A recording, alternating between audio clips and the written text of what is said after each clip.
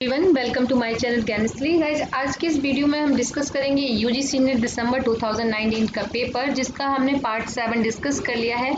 सो आज ये part 8 last part है, जिसमें हम बाकी के बच्चों के क्वेश्चंस को डिस्कस करते हैं। तो आइए स्टार्ट करते हैं आज का वीडियो। लेवल ऑफ टीचिंग और उससे रिलेटेड जो पर्पस होता है उसको, बहुत आसान क्वेश्चन है, अगेन एंड अगेन एग्जाम में आया है। सो ऑप्शन 1 है कि to main objective is to know the subject in depth and developing insight leading to clarity of structure।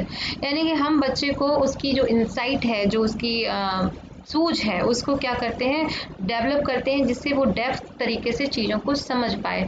तो ये जो इसका जो आंसर होगा, वो ए का जो आंसर होगा वो क्या होगा, अंडरस्टैंडिंग लेवल। यानी कि अंडरस्टैंडिंग लेवल पे हम चीज़ों को समझने की कोशिश करते हैं। सेकेंड है the main emphasis in on orderly presentation of thoughts leading to their longer retention. Retention का मतलब होता है याद करना, और मेमोरी लेवल पे हम चीज़ों को याद करने की कोशिश करते हैं। तो अगर हम सिर्फ दो को ही देखें तो भी हमारा क्वेश्चन सॉल्व हो जाता है। तो इसका आंसर 4 होगा।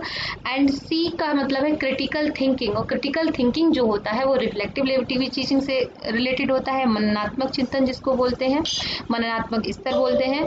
एंड लास्ट है हमारा पार्ट डी, जो promote self feeling leading to a sense of freedom को से रिलेट करता है, और ये जो रिलेटेड है ये ऑटोनॉमस डेवलपमेंट लेवल से रिलेटेड है। सो इस तरह से इसका जो आंसर होगा वो 4 होगा। बहुत आसान है। जिन लोगों को अभी भी मेमोरी लेवल, अंडरस्टैंडिंग लेवल और रिफ्लेक्टिव लेवल समझ नहीं आता है, वो लोग क्या कर सकते हैं कि यहाँ से ही उस चीज से अपना नोट्स बना सकते हैं। सो गाइस, दूसरा क्वेश्चन है टेक्सोनॉमी से। सो फिर से बहुत आसान क्वेश्चन है ये। बहुत ही मैंने आपसे बार बार कहा है कि ब्लूम टेक्सोनॉमी और ब्लूम टेक्सोनॉमी का जो मॉडिफाइड आया है, दोनों को बहुत अच्छे से लर्न कर लीजिएगा। इससे क्वेश्चन है कि जो हमारे लर्निंग आउटकम होते हैं, जो भी हम चीज़ें सीखते हैं, उसका जो रिजल्ट होता है, सो वो हमारा behaviour belong to category two being high in term of taxonomic categories in cognitive domain. यानी कि कॉग्निटिव जो डोमेन है, वहाँ से क्वेश्चन आया है कि कॉग्निटिव डोमेन में हायर लेवल की तरफ कौन सा जाता है और लोअर लेवल की तरफ कौन सा होता है। तो इसके अकॉर्डिंग हमें मैनेज करना है। तो इसका जो आंसर होगा analysis, application, comprehension, creation, critical thinking and knowledge. तो यहाँ पे सभी दे दिए। अब हमको क्या करना है कि इनको हायर ऑर्डर में लगाना है। ठीक है, तो सबसे ज़्यादा हायर ऑर्डर क्या है, सबसे पहले हमें ये जानना है कि सबसे ज़्यादा हायर ऑर्डर क्या है और सबसे ज़्यादा लोअर ऑर्डर क्या होता है किसी भी चीज़ को समझने के लिए। तो आपको ये बहुत सभी ने ब्लूम टैक्सोनॉमी पढ़ी हुई है। तो यहाँ पे जो एनालिसिस करना है या फिर क्रिटिकल थिंकिंग है, ये सब हायर ऑर्डर में आएंगे। जैसे नॉलेज है और एप्लीकेशन है, ये सब लोअर लेवल में आते हैं। तो इस तरह से एनालिसिस किस में आएगा, हायर में आएगा। एंड सेकेंड है हमारा एप्लीकेशन, एप्लीकेशन लोअर में आएगा। कॉम्प्रीहेंशन जो हमारा है वो हमारा लोअर में आएगा। एंड क्रिएशन अगेन हायर में आता है, क्रिटिकल थिंकिंग भी हायर में आता है। नॉलेज जो होता है वो हमारा बेसिक होता है। अब देखिए, मैंने आपको यहाँ पे एक ब्लूम टेक्सोनॉमी का लर्निंग जो डोमेन है उसको बताया है कि जो कॉग्निटिव डोमेन है वो रिमेंबरिंग या knowledge, understanding, apply, analysis, evaluating and creating से स्टार्ट होता है। तो इसमें जो ये हायर लेवल है वो क्रिएटिंग है, एवेल्युएटिंग है, एनालिसिस है, और जो लोअर लेवल होते हैं वो अप्लाइंग, अंडरस्टैंडिंग और रिमेंबरिंग होते हैं। तो इसको लेके जो ब्लूम ने टेक्सोनॉमी दिया, तो यहाँ पे क्या है इसकी 3 डोमेन होते हैं। सो कॉग्निटिव डोमेन जो मेंटल स्किल से रिलेटेड है, अफेक्टिव डोमेन जो ग्रोथ एंड फीलिंग से रिलेटेड है, एंड साइको जो मोटर होता है, साइकोमोटर, ये आपकी फिजिकल स्किल से रिलेटेड होता है। तो जो कॉग्निटिव डोमेन है इसमें आपका नॉलेज, कॉम्प्रिहेंशन, स्किल्स, ठीक है, आपका एप्लीकेशन, एनालिसिस, सिंथेसिस और इवैल्यूएशन आता है। तो इस तरह से जब आप यहाँ पे इसको देखेंगे तो इसको दोनों चीज़ों को कंपेयर किया है कि एक तो पहले ओरिजिनल डोमेन था, अब न्यू डोमेन है। तो यहाँ पे जो इवैल्यूएशन, सिंथेसिस, एनालिसिस, ये सभी क्या है, हायर लेवल है, और एप्लीकेशन, कॉम्प्रिहेंशन, नॉलेज ये क्या है, लोअर लेवल है। यानी कि जब हम किसी भी चीज़ को समझते हैं तो हमारा पहले नॉलेज आता है, फिर कॉम्प्रिहेंशन आता है, फिर एप्लीकेशन आता है। इस तरह से धीरे धीरे हमारी थिंकिंग क्या होती है, डेवलप होती है। तो इस तरह से आपको इसे लर्न करना है। तो अगर इसके अकॉर्डिंग हम क्वेश्चन को करते हैं तो हमें एकदम से क्लियर हो जाएगा कि इसका आंसर क्या होगा, सेकेंड होगा। तो इस तरह के आप छोटे छोटे नोट्स बना सकते हैं इसी पेपर पे। इस पेपर को प्रिंट करके आप यहीं पे इस चीज़ को लिख सकते हैं, तो आपका एक टॉपिक अच्छे से कवर हो जाएगा। इसके बाद दूसरा क्वेश्चन देखते हैं कि for addressing needs of through a curriculum design, which of the following bases have to be relied upon the given consideration। ठीक है, जो स्पेशल नीड्स के लर्नर होते हैं उनके लिए हमें करिकुलम डिज़ाइन जो है वो किस बेस पे बनानी चाहिए। सो फर्स्ट है यहाँ पे डेवलपमेंटल स्टेज ऑफ लर्नर, यानी कि बच्चे की जो स्टेज है डेवलपमेंट की, उसके विकास की क्या अवस्था है, उसके आधार पे हमें करिकुलम डिजाइन करना चाहिए। Of course A is correct. And B है socio cultural background of a learner, यानी कि कोई भी बच्चा किस कल्चर से आ रहा है, किस सोशल बैकग्राउंड से आ रहा है, इसके अकॉर्डिंग करिकुलम डिजाइन कि ये भी ठीक है।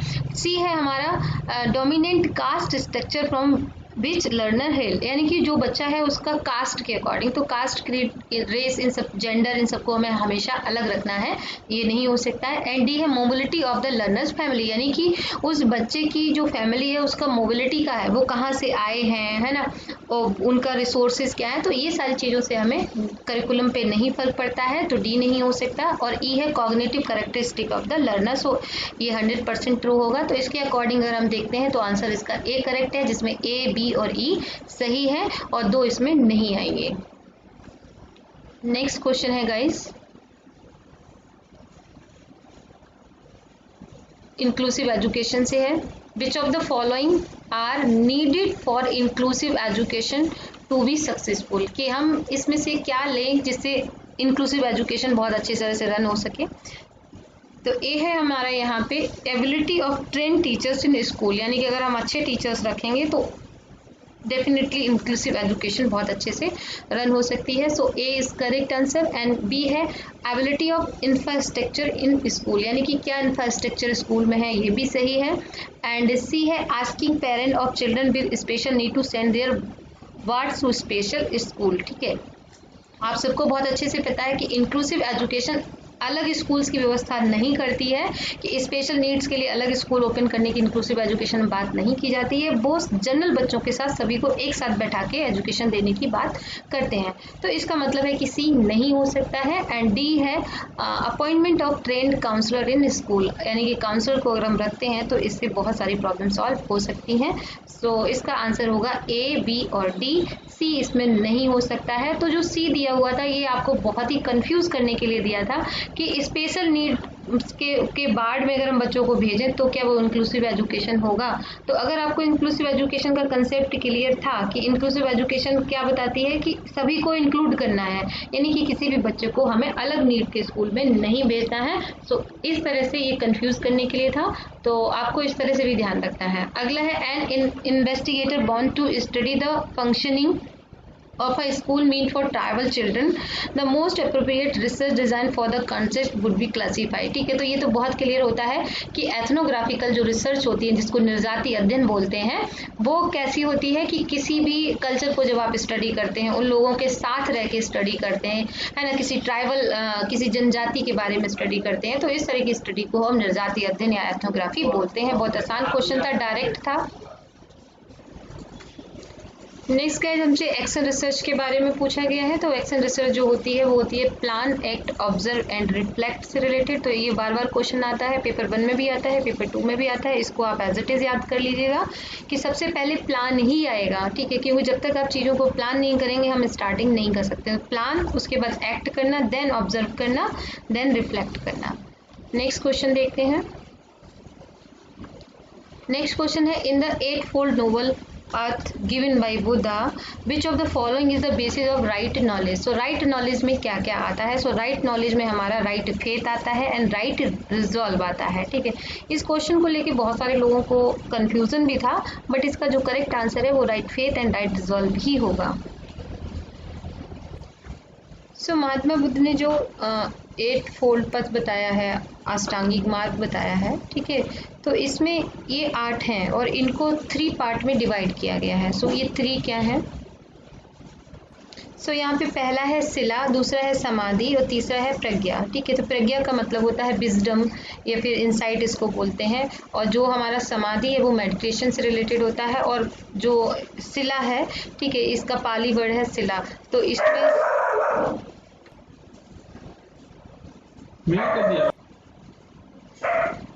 तो जो 2 लास्ट में आपने सो इसमें जो आपका शिला है उसमें स्पीच, एक्शन, लिवहुड आता है।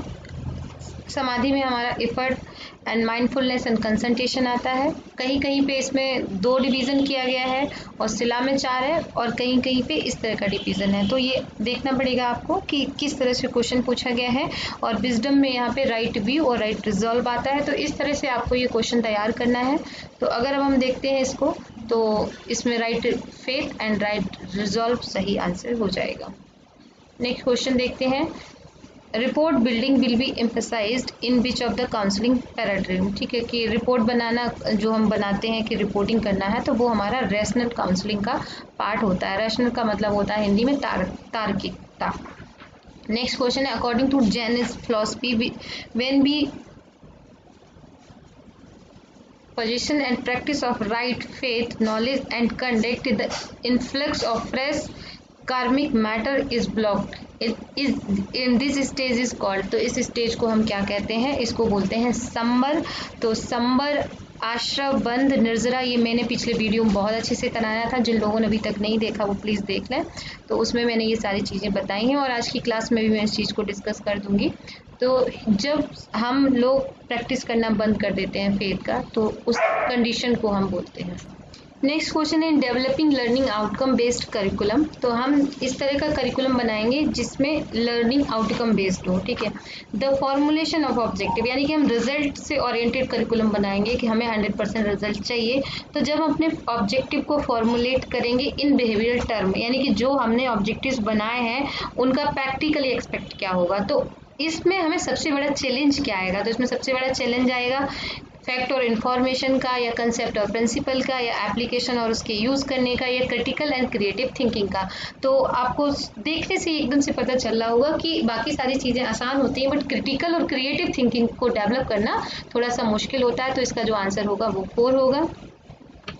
इसके बाद नेक्स्ट क्वेश्चन देखते हैं।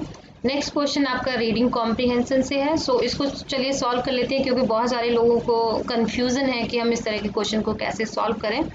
तो इस तरह का अगर जब क्वेश्चन आप सॉल्व करते हैं, तो सबसे पहले हम क्या करते हैं कि हम बहुत जल्दी एक बार में सारे क्वेश्चंस को पढ़ते हैं। ठीक है, और क्वेश्चन को पढ़ने के बाद फिर हम यहाँ पे ऑप्शन करेंगे। तो सबसे पहले हम क्वेश्चन देखते हैं। क्वेश्चन है, participation in the creative process at its highest.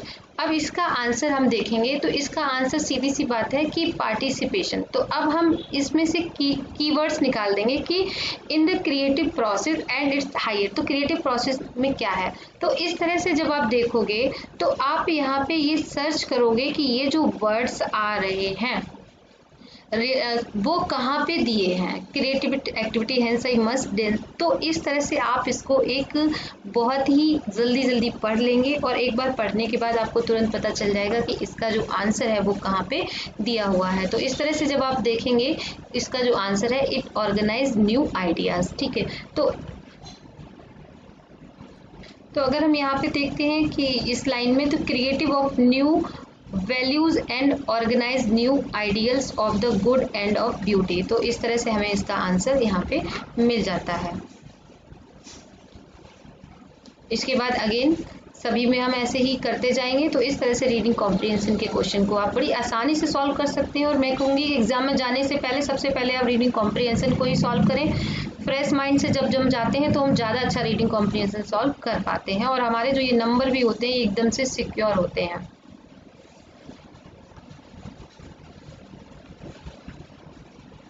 इसी से लास्ट क्वेश्चन है, ये थोड़ा सा मुश्किल होता है। इसको जब आप, हो सकता है ये ना भी कर पाएँ, लेकिन कोशिश करिएगा एक बार जब आप पैसेज बहुत अच्छे से पढ़ते हैं तो कर सकते हैं कि पैसेज का क्या हम यहाँ पे इसको नाम क्या दे सकते हैं, इसका कैप्शन क्या हो सकता है, टाइटल क्या हो सकता है। ठीक है, वैसे इसका जो कैप्शन था वो है रेजोनेंट लीडरशिप। लेकिन आप जो पूरा पैसेज एक बार पढ़ेंगे तो आपको 100% पता चल जाएगा कि यहाँ पे जो लीडरशिप की बात की जा रही है वो किस तरह की लीडरशिप की बात की जा रही है। तो ये जो यूनिट 9 था वहाँ से डायरेक्ट 5 क्वेश्चन थे, आसान थे, इनको आप ज़्यादा अच्छे से कर सकते थे। अगर वहाँ से फैक्चुअल क्वेश्चन आता तो थोड़ा सा मुश्किल होती है। So okay guys, thank you so much and wish you all the best. ये वीडियो आपको कैसा लगा ज़रूर बताएं, और जो नए हैं वो लाइक और शेयर सब्सक्राइब ज़रूर करें, जिससे आगे आपको वीडियोस मिलते रहें। सो आज के इस वीडियो के बाद हमने 2019 दिसंबर का पेपर कंप्लीट कर लिया है। इसके बाद हम जून का पेपर करेंगे और इस तरह से हम सारे पेपर को कंप्लीट करने की कोशिश करेंगे एज सून एज पॉसिबल।